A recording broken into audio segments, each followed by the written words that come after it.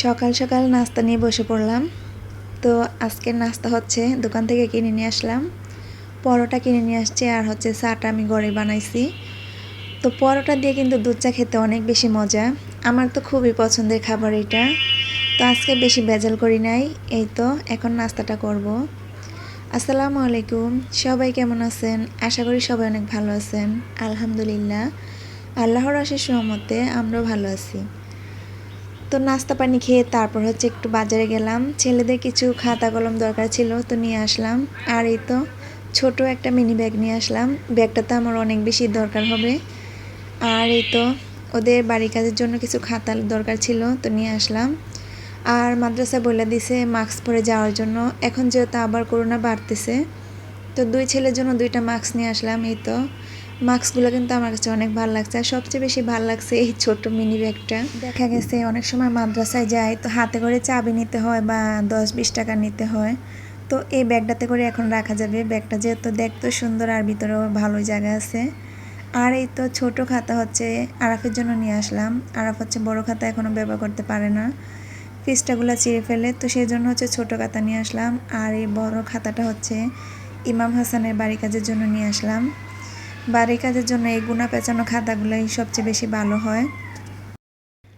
আর একটা ফাইল নিয়ে আসলাম, এই তো এটা হচ্ছে 40 পিসের।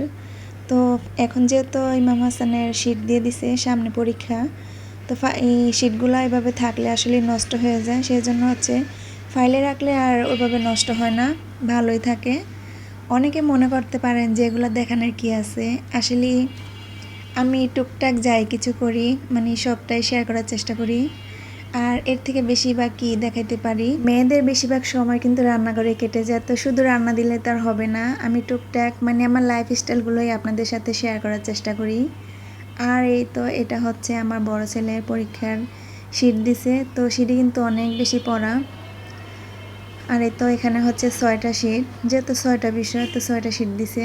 আর এখন হচ্ছে এগুলো আমি ফাইলের ভিতরে ঢুকিয়ে রাখবো। আজকে কি কি রান্না বাড়া করলাম সেটা দেখাইতে পারি নাই, তো রান্নার পরেই দেখাই কি কি রান্না করলাম আজকে।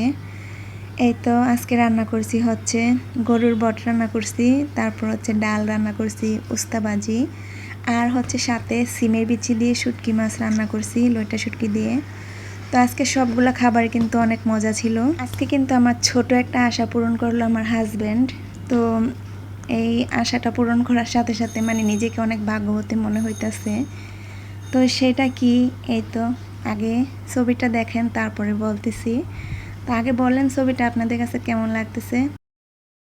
আমার হাজব্যান্ডকে হচ্ছে এই ছবিটা দেখাইছি যে এই জিনিসটা আমাকে বানিয়ে দাও, এটা নাকে পড়লে অনেক বেশি ভালো লাগবে।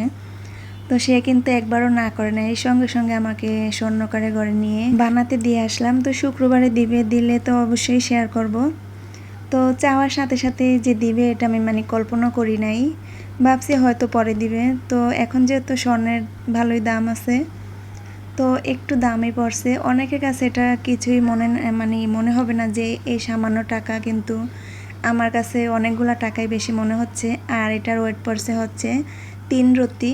তো এটার দাম কত পড়ছে সেটা না হয় পরেই বলবো আনার পরে।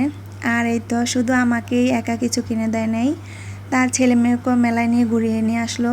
আর এই তো মেয়ের জন্য অনেকগুলা খেলনা নিয়ে আসছে, আর খেলনাগুলো অনেক ভালো লাগতেছে। আসলে ছোটোবেলা আমরা হচ্ছে আইসা বলি আমরা, নারকেলের আইসা দিয়ে খেলাধুলা করছি, আর এখনকার বাচ্চা কাচ্চা কত সুন্দর সুন্দর খেলনা মানে দিয়ে খেলতে পারে।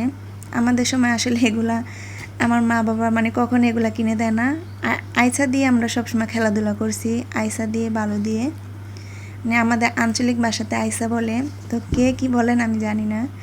আর এই তো চিরুনটা কিন্তু ভালোই পোক্ত আছে, আর এই না কত কিছুই আছে, একদম চশমা, চিরুনি, আয়নাই হচ্ছে 4টা, তারপর হচ্ছে সেন্টের বোতল, আবার চুল শুকানো মেশিন। তো মেয়ে কিন্তু আমাকে ধরতে মানে দিতেছে না ওর জিনিস, আর এই তো টানাটানি করে চশমাটা একদম ছুটিয়ে ফেলছে। তো এই তো অনেকগুলাই জিনিস দিছে, আর এটার দাম পড়ছে 140 টাকা। আর হচ্ছে ছেলেদের জন্য গাড়ি নিয়ে আসলো, ওরা আবদার করছে গাড়ি কেনার জন্য, তো ছোট ছোট 2টা গাড়ি কিনে দিছে। তো এই তো ভিডিওতে আর কি বলবো, আর বেশি কিছু বলার নাই। সবাই আমাকে একটু বেশি বেশি ভালোবাসা দিবেন, আমার পাশে থাকবেন। আজকের মতো এ পর্যন্তই, সবাই ভালো থাকবেন, সুস্থ থাকবেন, আল্লাহ হাফিজ।